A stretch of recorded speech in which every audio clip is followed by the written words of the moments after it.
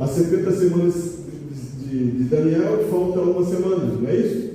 E que de uma semana, das 69 para 70, falta uma semana, então entra a era da igreja. A igreja agora tem o protagonismo, a igreja agora que está no período da graça. Eu não vou entrar em detalhes, porque eu já falei semana passada, mas esse tempo da igreja vai se acabar. É um tempo pré-determinado, porque nós temos uma missão e nós temos um propósito. Quando se terminar esse tempo, então se acaba. Abra a tua Bíblia comigo, vamos aqui, livro de Romanos, só para que você não fique escutando só eu mesmo falar, mas que a palavra do Senhor fale por nós.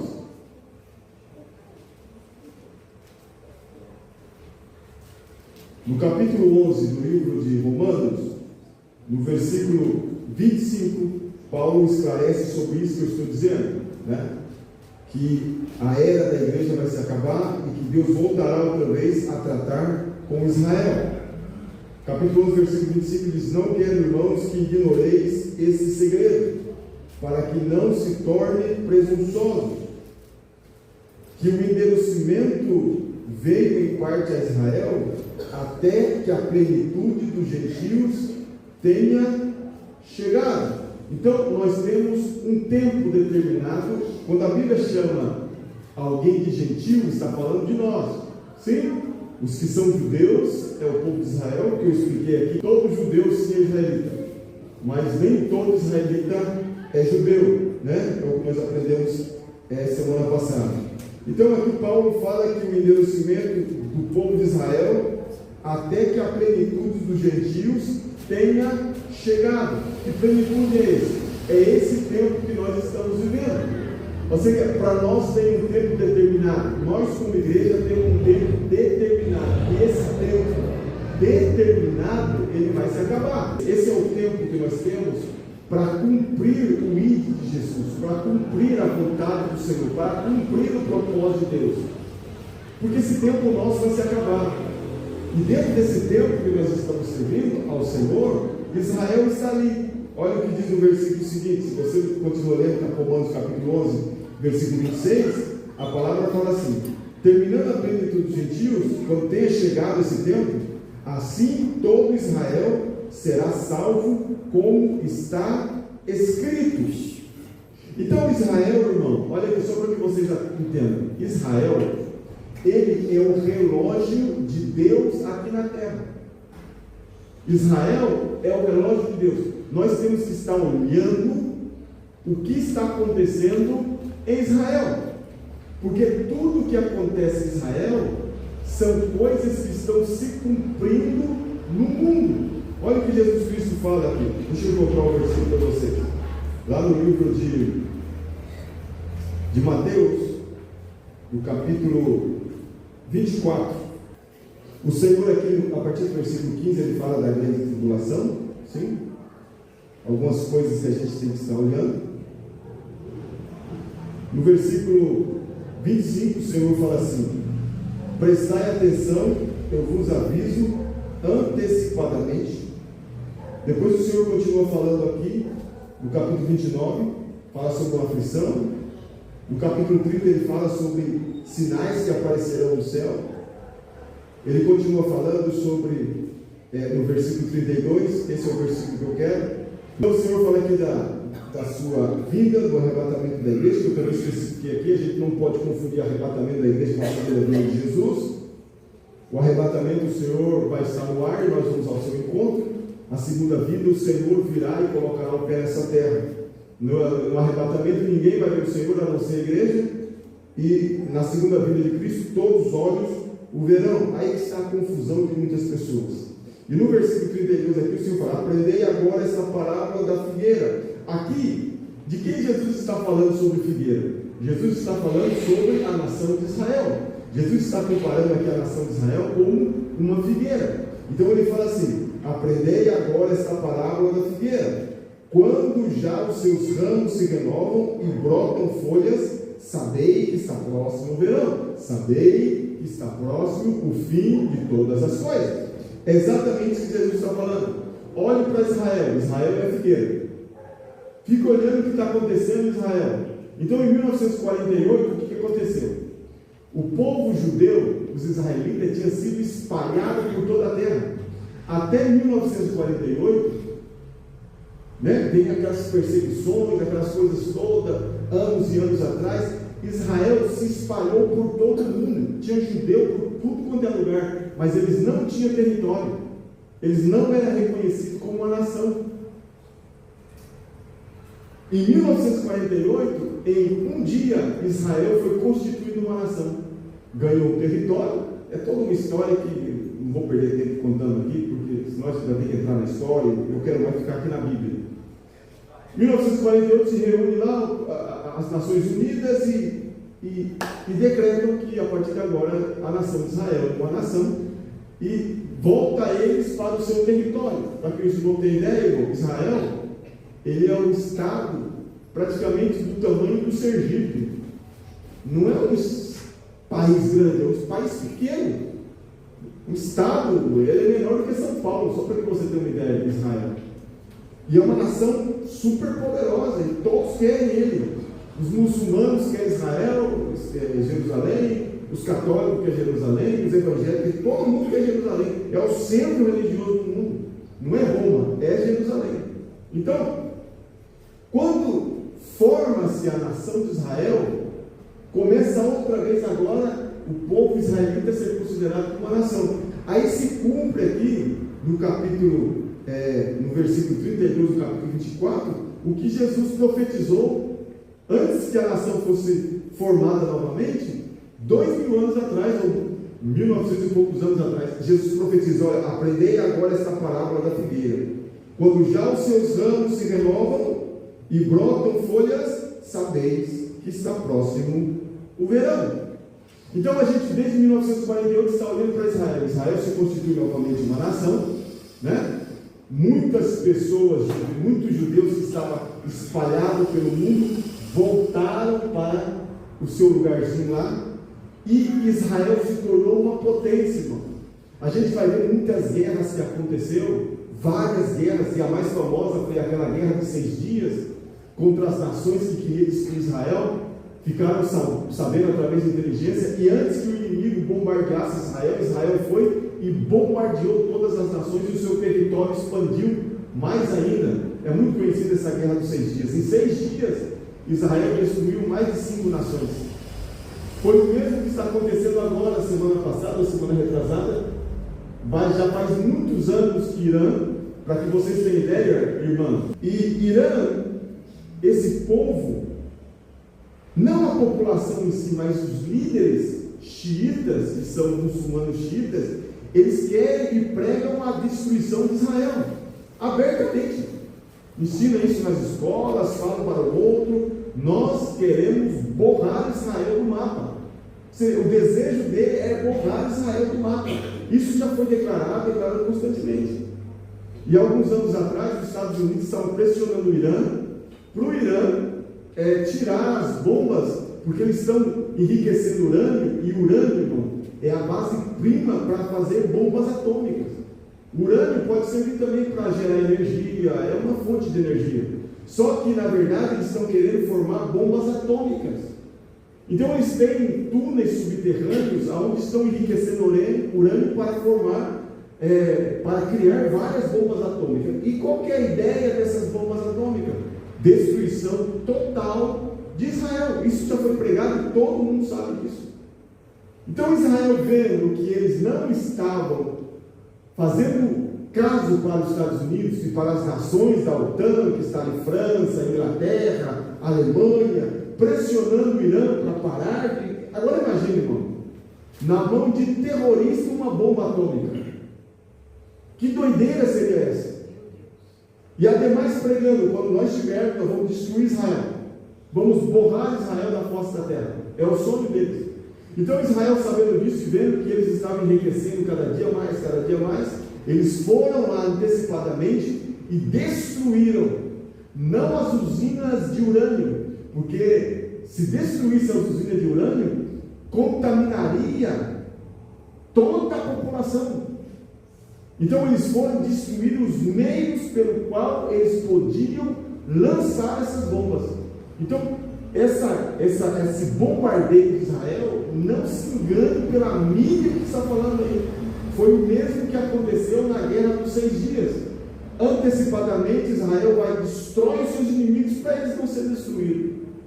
E a Bíblia, irmão, fala bem claramente que Israel é o povo escolhido de Deus. Eles podem cometer erro como nós cometemos, eles podem errar como nós erramos, eles podem fazer o que fazem muitas vezes fora da vontade do Senhor, mas Deus tem um pacto com Abraão, com Isaac e com Jacó, e Deus não voltará atrás. Voltando lá para Romanos, pega a sua Bíblia aí, para que você vá acompanhando comigo aqui. Olha o versículo 1 do capítulo 11 do livro de Romanos. Olha o que diz aí sobre o remanescente de Israel. Então o Senhor fala assim: digo pois, versículo 1 do capítulo 11, rejeitou Deus o seu povo? Que Paulo está falando sobre Israel. De modo nenhum. Aí no versículo 26 diz assim: e assim todo Israel será salvo, como está escrito. Então por fim o Senhor tratará com eles. E quando todo Israel será salvo? Lá na grande tribulação. Por isso que a última semana das 70 é importante. Por quê? Porque nessa última semana Deus vai recolher a igreja e vai colocar outra vez Israel em campo. É tipo assim: o jogador está na reserva, o time está jogando, até que o técnico vem, tira um e substitui. É exatamente isso que Deus vai fazer. Quem que está agora no campo jogando? Somos nós, a igreja. Quem que está no banco sentado? Israel. Quando Cristo vinha arrebatar a igreja, ele tira a igreja e coloca Israel de novo no campo. Igualzinho o jogo de xadrez, já expliquei aqui para os irmãos.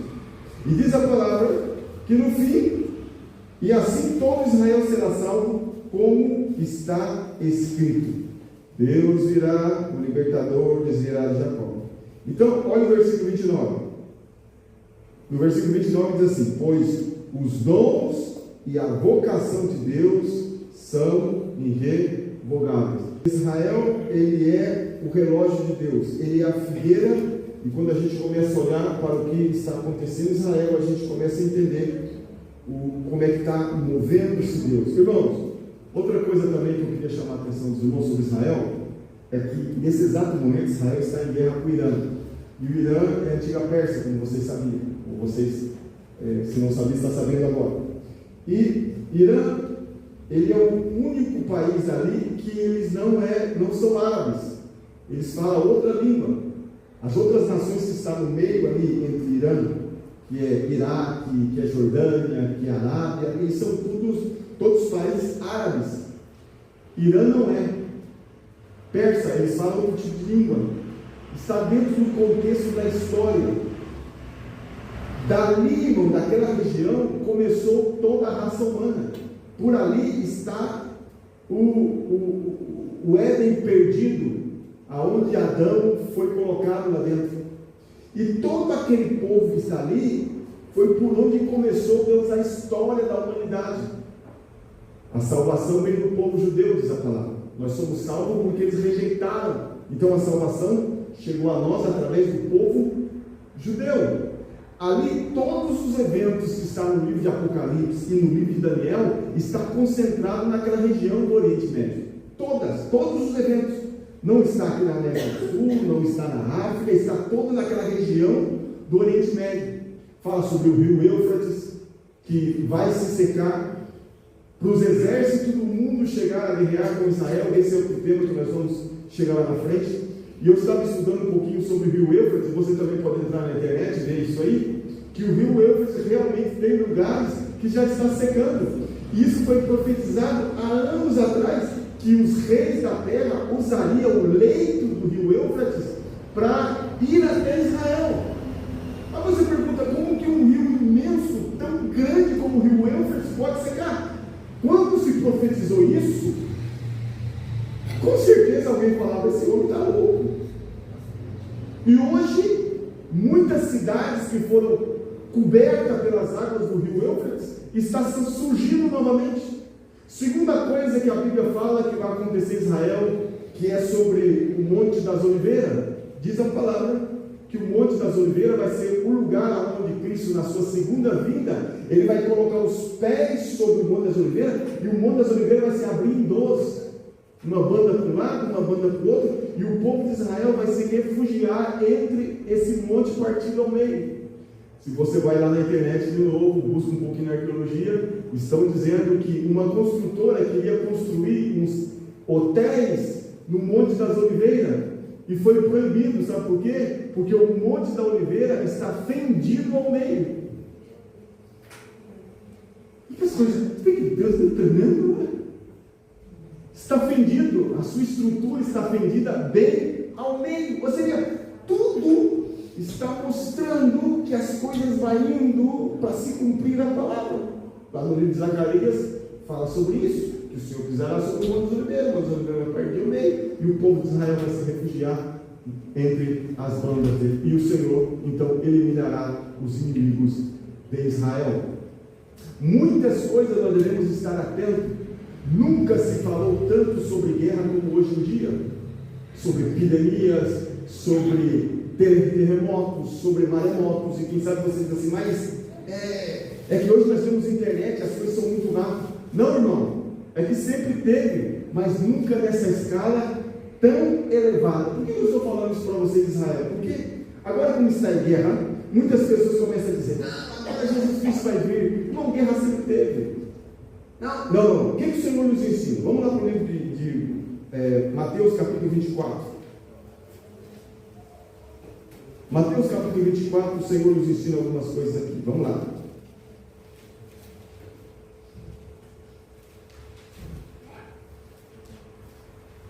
É o sermão profético e o princípio das dores. Diz no versículo 1: Jesus ia se retirando do templo quando se aproximaram dele os seus discípulos para lhe mostrar a estrutura do templo. Aqui cumpre uma primeira profecia que foi da semana passada, que eu mostrei no slide para vocês lá, do templo depois de Cristo, 70 anos depois, o templo foi queimado. Aqui o Senhor profetizou sobre a destruição desse templo que foi queimado. Vocês lembram semana passada que eu mostrei a figura para vocês ali no templo? Olha aqui no versículo 2. Então os discípulos levaram Jesus para mostrar a estrutura do templo. Então Jesus no versículo 2 diz assim no capítulo 24: ele por ali lhes perguntou, na verdade, não vedes tudo isso? Em verdade vos digo, que não ficará aqui pedra sobre pedra que não seja derrubada. Meu Deus. O que aconteceu? 70 depois de Cristo, vai lá, os romanos destroem o templo totalmente, deixaram somente um muro, chamado Muralha da Lamentação, que hoje os judeus oram nesse muro, e muitos vão fazer turismo lá. E sobre as pedras que foi destruído o templo, no qual Jesus profetizou aqui, está construído agora o domo da roca, né? Que é a mesquita muçulmana, sobre o templo judeu. Então o Senhor falou assim: não vedes tudo isso? Em verdade vos digo que não ficará pedra sobre pedra que não seja derrubada. Aí o Senhor continua dizendo: estando ele assentado no Monte das Oliveiras, o monte que está fendido ao meio, no qual Jesus vai pisar sobre ele na sua segunda vinda. Aproximaram-se dele os discípulos, em particular, e pediram: diz-nos quando acontecerão estas coisas, e que sinal haverá da tua vinda e do fim dos tempos. Aqui, irmãos, a gente vê quantos eventos aqui? Quantos eventos a gente vê aqui? 2 ou 1? 2 eventos, não é? Eles perguntaram assim: que sinal haverá da sua vinda e do fim dos tempos? É o que eu estou falando para os irmãos aqui. Não confunda-se arrebatamento da igreja com a segunda vinda de Cristo. Então, o rapto da igreja será para Deus tirar a igreja dessa terra para voltar a tratar com Israel. E o fim dos tempos será quando Cristo voltar, estabelecer seu reino milenial e acabar com Satanás e destruir todo mais demais. Isso é história mais para frente. Só queria frisar isso aqui. Respondeu-lhe Jesus: acautelai-vos que ninguém vos engane. Então o que o Senhor começa a dizer aqui? E aqui eu já vou corroborar um pouquinho com Paulo, irmão, para que vocês entendam o que eu quero falar aqui. Abra a tua Bíblia comigo aí e deixa aqui no capítulo 24 também aberto, que nós vamos fazer um balanço de lá para cá.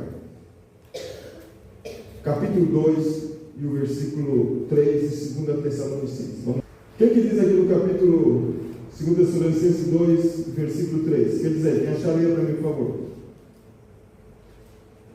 O que diz o versículo 3? Ninguém de maneira alguma vos engane, porque não será assim, sem que antes venha a apostasia que se manifesta pelo homem do pecado, o filho da perdição. Olha o que diz Jesus aqui. Ninguém de maneira alguma vos engane. Sim? Pois isso não acontecerá. Está falando do arrebatamento da igreja. Isso não acontecerá sem que antes venha a apostasia. Volta lá no capítulo 24 do livro de Mateus. No versículo 4, o que Jesus Cristo chama a atenção? O que ele fala para os discípulos? Versículo 4?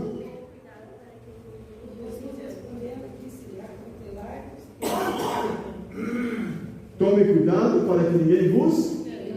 Hein? Então, olha para mim, isso aqui é importante. Eu quero que vocês naveguem um pouquinho comigo aqui. Vou perder um pouquinho de tempo aqui, mas é necessário. O maior sinal, irmão, da vinda de Cristo não é terremotos, não é guerras, não é fome, não é pestes. Isso o que é, pastor? Terremoto, fome, peste, filho contra pai, rebeldia. O que é isso? Isso são chamados de princípio de dores. As irmãs aqui já foram grávidas e sabem o que eu estou falando. O que é princípio de dores? É quando você sente aquela dor, mas ainda não é hora de ganhar o neném. Onde que tem isso aí? O que o Senhor está falando de princípios de dores? Quando vocês ouvirem falar, está aqui no capítulo 24, olha o versículo 6. Que diz no versículo 6? Ouvireis de guerras. O que nós estamos ouvindo? De quê? De guerras. Ouvireis de guerras, rumores de guerra. Rumores são aqueles que estão querendo brigar, mas ainda não estão em guerra. Mas cuidado para não vos alarmarmos. Porque toda vez que surge uma guerra, Jesus está vendo, tranquilo, querido. Eu vou mostrar para vocês qual é o sinal real de que a vinda de Cristo está muito perto. Não é guerra, não é fome. Ouvireis de guerra, rumores de guerra, mas cuidado para não vos alarmarmos. Fique tranquilo. É só princípio de dores. Tais coisas devem acontecer, mas ainda não é o fim. Vamos lá, quem pode ler para mim aí? Versículo 6. Vocês ouvirão falar de guerras e rumores de guerra. Fiquem atentos e não se assustem, porque é necessário que isso aconteça, mas ainda não é o fim. Mas ainda não é? O fim. Então tem um monte de gente na internet. Agora Jesus vem. Agora Jesus vem. Vem. Tem outras coisas ainda que Jesus precisa fazer. É certo, irmão, que a gente não sabe o dia e nem a hora da vinda de Cristo. Sim? Mas nós devemos estar atentos e não ficar, não é. A ideia é nós estarmos preparados. Se Cristo vier nesse exato momento, você está preparado para ir? Se Cristo vier amanhã, você vai estar preparado para subir com Ele? Essa é a pergunta. Não é quando Jesus vai vir. Quem sabe Ele não venha buscar a sua igreja, mas vem buscar você particularmente. Você está ali, daqui a pouco um carro pega e você, pum, te mata. Ou está lá em casa, o coração para, pum, você morre. Ué, quem tem a vida segurada? Ninguém. O Senhor pode vir para a igreja, mas o Senhor pode vir para nós em qualquer instante. Como que está você? Está preparado? Aí vem a parábola das 10 virgens, que eu não vou entrar em detalhe aqui. Versículo 8. Todas estas coisas, porém, são o princípio das dores. Então, isso aqui, guerras, rumores de guerra, fome, peste, terremotos, nação contra nação, reino contra reino, todas essas coisas são princípio de dores. Amém, irmãos? Amém. Então, qual que é o sinal principal de que realmente a vinda do Senhor está perto? Foi o que ele colocou em primeiro lugar aqui. Olha no versículo 5. No versículo 4, no capítulo 24, o Senhor fala assim: respondeu-lhe Jesus, acautelai-vos, ou seria, estejam atentos, tomem cuidado, que ninguém vos engane, pois muito virão em meu nome, dizendo, eu sou o Cristo, e enganarão a muitos. Então, qual que é o primeiro sinal? O primeiro sinal é, muitos virão no meu nome e enganarão a muitos. É o que Jesus está falando aqui claramente, dizendo, olha irmão, respondeu Jesus, acautelai-vos que ninguém vos engane, pois muito virão em meu nome, dizendo, eu sou o Cristo, e enganarão a poucos. Há muitos, né? Cuidado para você não ser desses muitos aí. Ah, que anel bonito, ele é formado em teologia, olha como ele fala até grosso, tome cuidado com essas coisas. Sim, tem que estar atento com isso, irmão. Ah não, é que o meu pastor anda de Up vermelhinho em 2015, o profeta lá anda com a caminhonete Hilux 2025, sim, Deus está com ele. O que anda com o carrinho velho, Deus não está.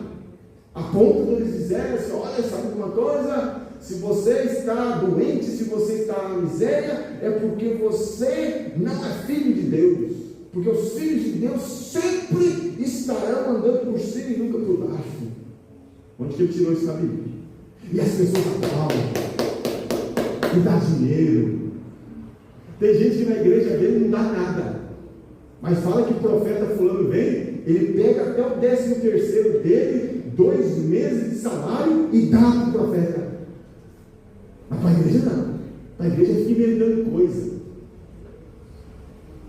É outra coisa também sobre o dízimo e oferta, irmão. Dízimo é o seguinte, se você não quiser dar dízimo, não dê, mas não fique buscando pelo em ovo. Porque dízimo é para o Antigo Testamento, Jesus nunca falou de dízimo. Se você é pão duro, se você é amarelo, fique com o teu Deus e seu dinheiro. Ninguém não precisa tua miséria nem da minha. É que eu não dízimo, não sei quanto. A igreja sempre viveu sem você, vai continuar vivendo. Deus nunca precisou de nós, meu irmão. Então, nós temos que ser sinceros. Eu não dou dízimo porque eu sou incrédulo, eu não creio. É isso. E ponto. Não é? Não fica arrumando desculpa. Não, que fulano, Beltrano falou. Não, eu não dou porque eu sou avarento. Eu não dou porque eu não acredito no que Deus fala. Eu não dou porque a fé não chegou no meu coração. Seja sincero com Deus, acabou. Não é? Eu não dou porque eu não quero, porque eu não creio, porque eu não confio, e acabou. É isso. Sinceridade. Quem sabe uma hora Deus toca no teu coração. Mas nunca coloque empecilho no que Deus já falou na sua palavra, buscando desculpa pelos nossos erros e pecados. Isso vai causando engano. Por um lado engana e por um outro lado também engana. E os que enganam são os que mais roubam a ovelha do Senhor. Inclusive Paulo falou sobre isso. Tome cuidado com os lobos rapazes que vão entrar no meio de vós, que vão tirar até da comida dos seus próprios filhos, que vão tirar até o que vocês têm, e muitos darão isso a eles, porque é isso que o Senhor está dizendo. Então, quando a gente começa a ver na internet muitas pessoas ensinando coisas, falando, tome cuidado, irmão. Ele tem milhões de seguidores, tome cuidado. Pessoas que começaram bem, fazendo negócio com as coisas de Deus. Como é que você vai fazer uma conferência e cobra 60 mil por 2 horas, 1h30 de palestra? E tem crente pagando. Ajunta 4 pregadoras aí conhecidas no Brasil e faz um evento no estádio, cobrando de 120 a 1.200 reais. E você olha o estádio está lotado. Para a congregação dele, não dá 100 reais. Mas para aquelas andar depois lá em Nova York, andar lá na Europa, mostrando os dentes com porcelanato que colocaram, o cabelo, nem sei se é de verdade, para mostrar os botox, para mostrar a cirurgia plástica, e os crentes miseráveis lá não tem dinheiro para fazer a cesta básica, está lá pagando e aplaudindo. Senti a presença de Deus. De graça recebestes, de graça dai. O que nós temos não é nosso, e se alguém cobra para orar por você, corre dele. Porque Deus, Ele pode até permitir que o espírito de engano engane as pessoas, mas não permitirá que esse espírito engane aqueles que estão firmados na palavra do Senhor. Então, Tessalonicenses capítulo 2, versículo 3, Paulo fala: ninguém de maneira alguma vos engane, porque não será assim, sem que antes venha a apostasia.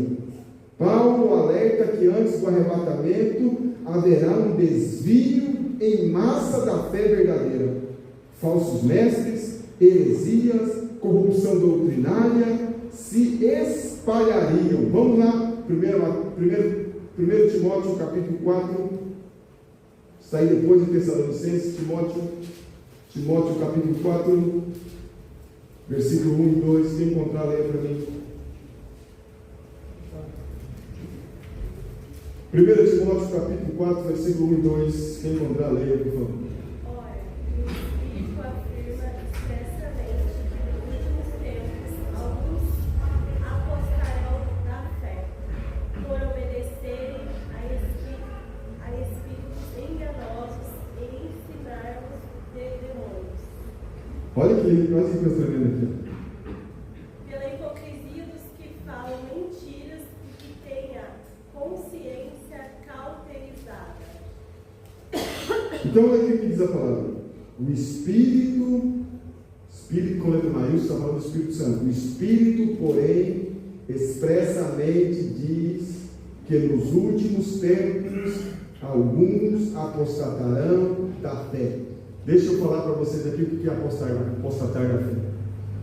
Apostatar da fé, irmão, é o seguinte: ó, eu sou pastor que já li a Bíblia várias vezes. Eu já vi Deus curar enfermos. Eu mesmo já fui curado várias vezes. Quem é que já passou pelo milagre do Senhor? Todos nós. Deus já curou minha mãe de câncer. Por isso que eu oro para os outros que têm câncer, porque eu creio que Deus pode curar. Deus curou minha mãe de câncer. Deus me curou. Deus salvou, deu livramento em mim, abriu portas que eu não imaginava. Eu fui batizado no Espírito Santo, falei língua estranha, falo língua estranha até hoje. Já orei por pessoas e pessoas foram curadas. Já preguei para pessoas e pessoas foram salvas. Se amanhã eu, que tenho essas experiências com Deus, digo assim: sabe uma coisa? Tudo isso aqui é mentira. Tudo isso aqui não está certo. Começo a despregar aquilo que eu preguei. Isso se chama apostasia. É você conscientemente desmentir aquilo que você pregou como verdade. Entendeu o que é apostasia? Então, apostasia não é uma pessoa se desviar dos caminhos do Senhor, não é uma pessoa se distanciar de Deus, é a pessoa distanciar-se de Deus, sendo participante dos dons celestiais e agora começar a falar contra aquilo que ele viveu. Cuspir no prato que um dia comeu. Isso é apostasia.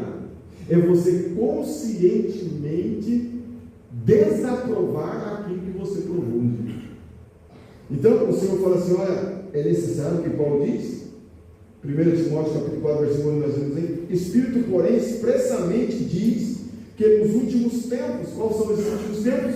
O tempo de Cristo vir buscar a sua igreja. Alguns apostatarão da fé.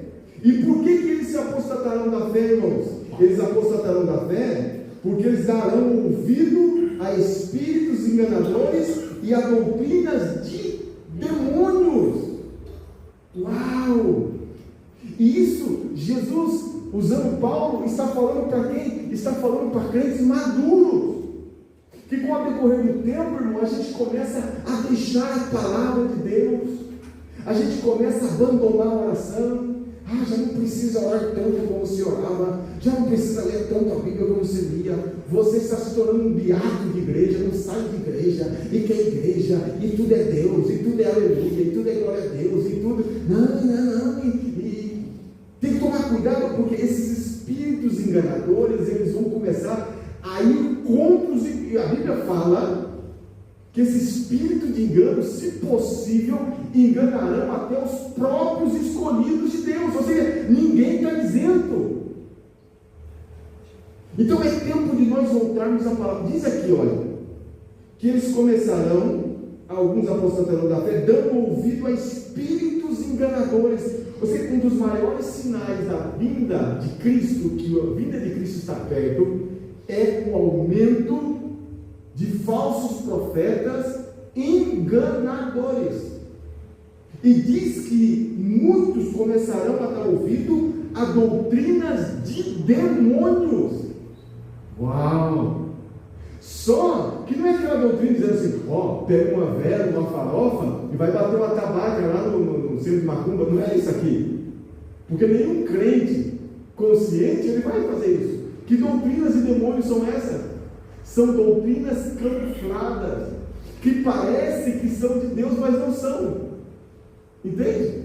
Que parecem que é bíblica, mas é fora do contexto da realidade. Por quê? Um texto fora do contexto se torna um pretexto. Não faça de um versículo uma doutrina. A regra da hermenêutica, irmão, teológica, sabe qual é a regra? Não se pode fazer doutrina de um só versículo. Vocês estão entendendo? Se o que alguém está ensinando para você está somente em um capítulo, isso não pode ser uma doutrina. A doutrina, para ser estabelecida, ela precisa pelo menos de 3 versículos que concordem com ela. Se é só um versículo, você pode levar como um ensinamento, como uma exortação, como uma edificação, como uma consolação, mas jamais como uma doutrina. O que é uma doutrina? É uma regra de fé e de conduta. Por exemplo, tem salmos que não é doutrina. Tem salmo que é uma consolação. Tem salmo que não é consolação, mas é edificação. E tem salmo que não é edificação nem consolação, mas é uma exortação. Mas ali você não pode extrair uma doutrina, porque senão se torna um pretexto para o teu pecado. E muitos começam a manipular a Bíblia. E nós, por sermos rasos na palavra, vai comprando gato por lebre. Olha, espíritos enganadores e doutrinas de demônio, pela hipocrisia de homens que falam mentiras e têm cauterizado a própria consciência. Aí vem aqui no versículo 3: algumas coisas que eles vão pregar: proibirão o casamento e ordenam a abstinência de alimentos que Deus criou para os fiéis e para os que conhecem a verdade, a fim de usarem deles com ações de graça. Porque tudo que Deus criou é bom, e não há nada de rejeitar, sendo recebido com ações de graça, porque santificado pela palavra de Deus e pela oração. Outro dia um irmão me mandou uma mensagem falando: pastor, se pode comer essas comidas de festa junina? Aí eu perguntei: a senhora sabe que é de festa junina? Se sabe, não pode. Se não sabe, ora e manda bala. Sim? Se você sabe que uma comida é sacrificada a ídolos, não coma. Não porque tem alguma coisa demais nisso, mas pela consciência daquele que está te oferecendo. Paulo nos ensina isso. Pela consciência daquele que está te oferecendo. Então você não coma pela consciência dele. Paulo fala assim: se você vai comer alguma coisa perto de um irmão e vai escandalizar o irmão, não coma mais perto dele. Porque é mais importante você não colocar tropeço na vida do seu irmão do que você que é forte, que se acha forte, e causar tropeço na vida do seu irmão. Então não faça. Isso é um dos motivos porque aqui na igreja a gente não bebe. Por que a gente não bebe? Porque é pecado? A Bíblia fala que é pecado? A Bíblia não fala que é pecado. A Bíblia fala que o vício ao álcool é pecado. E por que a gente então não toma vinho, como Paulo falou para Timóteo? Timóteo, toma um pouquinho de vinho que faz bem para o seu estômago. Por que nós não tomamos vinho? Pela nossa consciência e pela consciência do nosso irmão. Aqui está o nosso irmão Marquinhos, um testemunho para nós aqui. Deus o libertou, transformou. Anos lutando, ele e a família, contra o alcoolismo. Aí Deus liberta o homem, Deus traz ele para a igreja, e os bonitão que não tem problema com álcool, tomando na frente do irmão Marquinhos. Estamos sendo tropeço para a vida daquele que tem fragilidade sobre certos assuntos. Então a gente tem que tomar cuidado com isso. É exatamente isso que o Senhor está falando para nós aqui. Então, se você sabe que a comida é oferecida, agora deixa eu ensinar alguma coisa para vocês aqui, irmão. Experiência própria. Nunca coma nada sem antes orar, irmão. Se você está capengando na fé, uma comida pode destruir a tua vida. Porque ainda tem macumbeiros verdadeiros. Ainda tem ofrendas que são feitas no cemitério que podem destruir a tua vida. E se você estiver capengando na fé, isso vai arrebentar com você.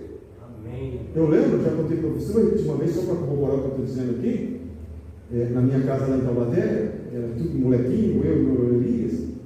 E a minha mãe não tinha, ela trabalhava, meu pai me abandonou, tinha 2 anos de idade. E minha mãe que trabalhava de noite para nos manter, 8 filhos, imagina, só aparecia um rato, rataiado dentro de casa, comia mais do que lima nova, imagina tudo que aparecia, desaparecia. Era 1 quilo de carne, dava um almoço e lambia a panela ainda. Isso que a minha mãe tinha de batata, de cenoura, para ver se vendia, mas não adiantava nada. Se deixasse, comia até o cabo da panela de pressão. Mas, aí foi morar do nosso lado uma macumbeira. Ela se chamava Dona Cida. E nós era criança, aquela vez, você sabe como é que era? Naquela época não tinha internet, não tinha celular, a Assembleia de Deus não permitia a gente ter televisão. Então, a gente ia brincar na rua, era o dia inteiro na rua. Naquela época a gente apanhava para ficar dentro de casa. Né? Quem apanhou para ficar dentro de casa? Eu apanhava para ficar dentro de casa. Hoje eu tenho que bater no meu filho e sair. Né? Mas não tinha nada para fazer dentro de casa, tinha que brincar na rua.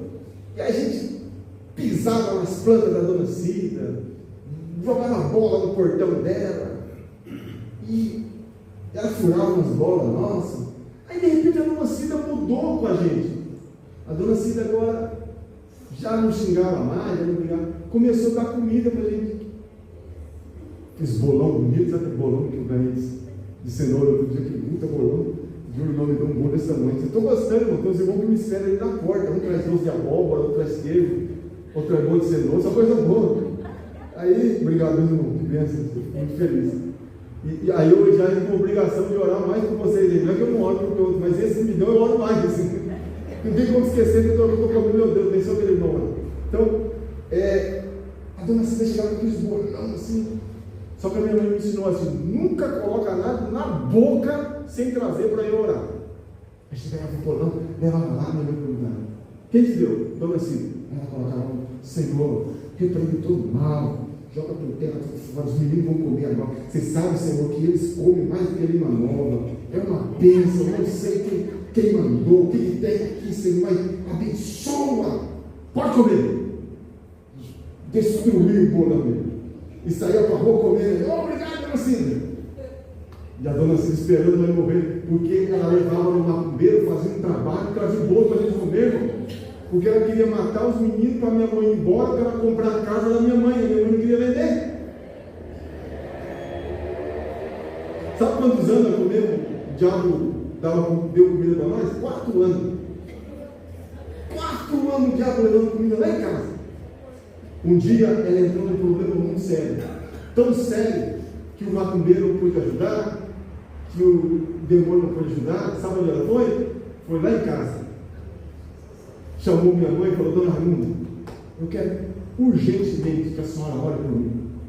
E eu quero pedir oração para a senhora, porque eu sei que o Deus da senhora é poderoso. Eu vou confessar algo para a senhora. Faz 4 anos que eu dou comida para os seus filhos morrerem. Comidas oferecidas na macumba.